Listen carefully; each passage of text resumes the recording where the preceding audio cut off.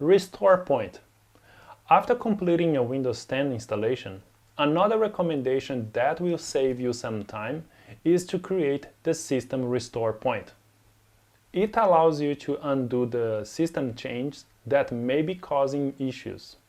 It basically takes a snapshot or a checkpoint of the computer's current working state. My recommendation here is to create a system restore point before doing any major change in your system, like installing Windows updates, some specific PC drives, installing applications, or even modifying the system registry. Once you have the restore point created, you can revert the computer back to an earlier point in time in case something goes bad after the major change you did.